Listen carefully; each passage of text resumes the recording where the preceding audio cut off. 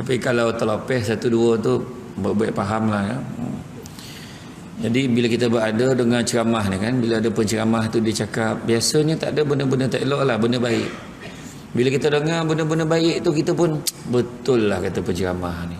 Dalam hati kita, iyalah, aku ni banyak salah. Kadang kita cakap benda tu dalam hati, keluar pada masjid buat perangai balik kan? Tapi masuk dalam masjid dengar balik semula, betul lah apa yang diberitahu tu.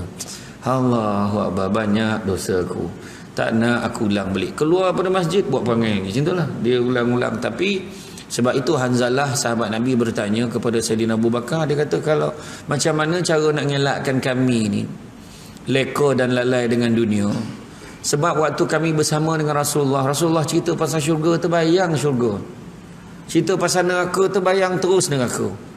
Tetapi bila jauh pada Rasulullah, kami mula leka.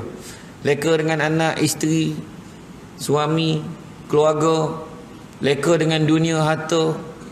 Jadi macam mana tu? Jadi akhirnya bila sampai kepada Nabi, Nabi beritahu, perbanyakkanlah menyertai halaqah zikrullah, majlis-majlis mengingati Allah. Itu sebabnya kalau majlis ilmu ni memang kena datang.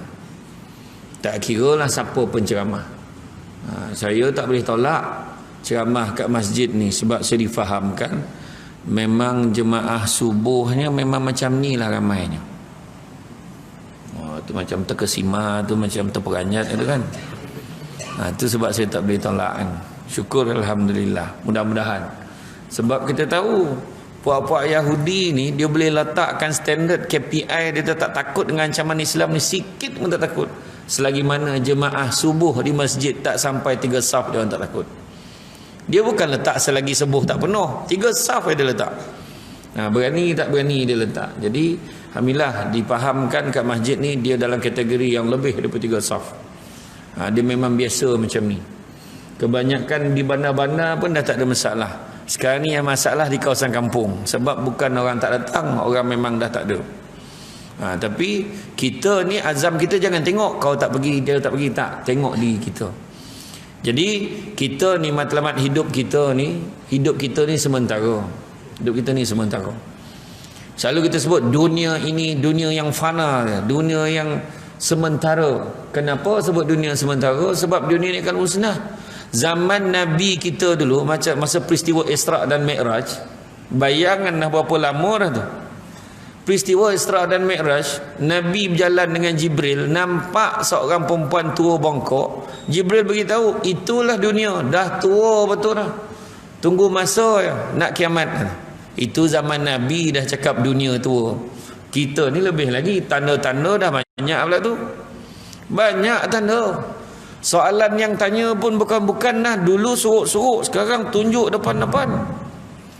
Apa punya soalan tanya tu? Kenapa ustaz lelaki tak boleh kahwin dengan lelaki?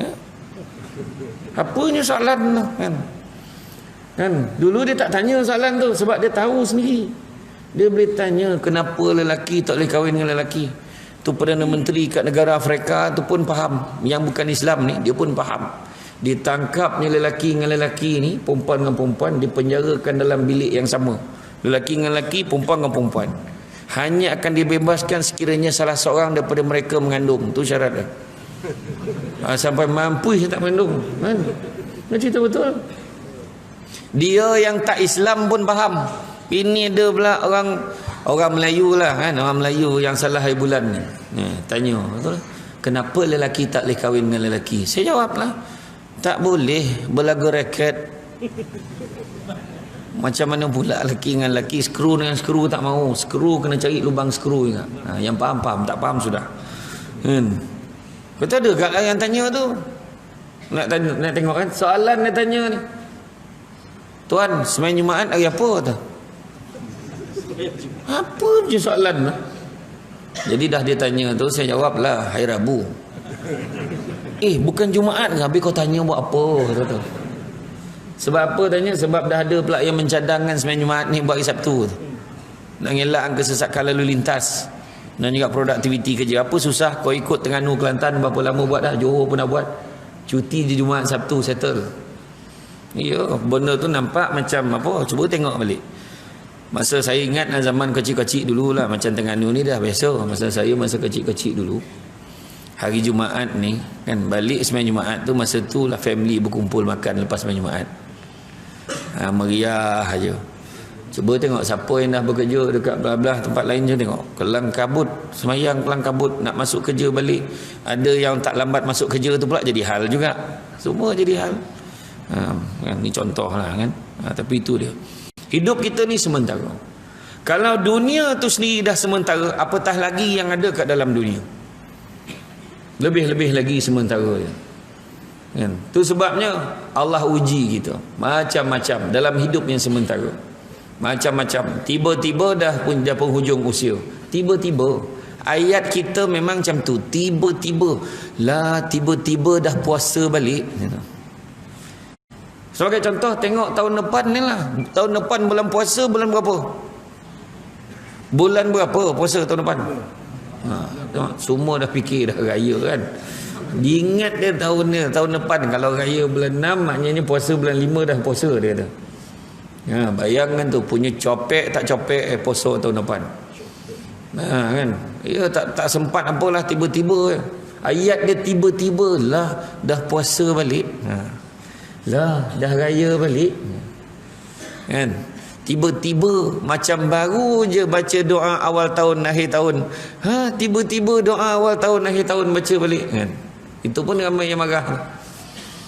Doa awal tahun akhir tahun ni tak ada tu. Kata kan, bergaduh tak baik dalam grup WhatsApp yang teruk bergaduh tu.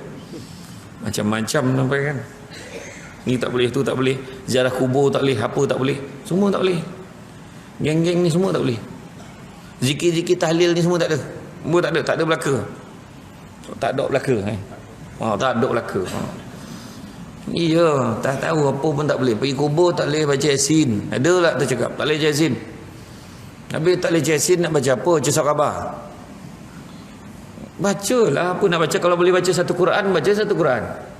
Kan? Tapi nak menonggok apa? Kan? Paling tidak surah Fatihah. Tu cakap tadi, hidup sementara. Apatah lagi yang ada. Jangan tertipu dengan dunia. Jangan tertipu dengan dunia. Sementara duit sampai masa habis. Manusia boleh bergaduh sebab duit. Kan? Bergaduh sebab duit. Sampai masa pula selain pada harta yang lain, apa dia, kereta, rumah, kekayaan, aset yang bernilai berjuta, sampai masa habis. Kan? Habis. Itu sebab Iskandar Zulkarnain dalam sejarahnya, kan, orang putih panggil dia Alexander the Great. Iskandar Zulkarnain, dia kata kat tentera dia, kalau aku mati besok, jangan lupa pastikan nanti yang ngusung jenazah aku tabib-tabib yang handal. Kemudian pastikan waktu perjalanan pergi ke kubur tu, taburkan segala harta kekayaan aku kat jalan tu. Kemudian pastikan waktu usung jenazah aku, tangan aku tu terkulai. Contoh, biar orang nampak tangan aku. Tu orang tanyalah, kenapa kau nak baik macam tu? Pertama, biar tabib yang handal-handal, doktor yang hebat-hebat tu usung jenazah aku, biar orang tahu hebat macam mana pun tabib tu, hebat mana pun doktor tu, takkan dapat menghalang kematian daripada berlaku. Memang tak ada yang boleh halang kematian. Yang kedua, waktu usung jenazah aku, tabur harta kekayaan, kau akan tengok berapa ramai orang berebut ambil harta tu tanpa kau mampu buat apa-apa. Sebab macam mana kaya sekalipun, kau tak boleh bawa masuk dalam kubur. Dan yang ketiga, kenapa biar tangan terkulai? Nak bagi tahu semua orang nampak macam mana kau lahir dulu tangan kosong, mati pun tangan kosong. Tangan terkulai layu di tasik madu Fauziah Latif. Macam itulah dia kurang. Tak boleh buat apa. Tangan tu kau cakap lah, mandikan jenazah, pusing, pusing sini, gosok sini, tak boleh apa pun. Dia tak komplain, dah jadi mayat. Dia tak komplain pun, tak boleh buat apa. Sebab dia dah kehilangan satu sumber yang paling penting, iaitu masa. Masa dia dah habis. Atau budak-budak KL sebut masa dah time. Masa dah time, tak boleh buat apa dah. Cakaplah apa pun, dah tak boleh buat apa dah. Itu sebab nak buat kebaikan, tuan-tuan dan perempuan sekalian, jangan tangguh-tangguh. Nampak tabung sedekah.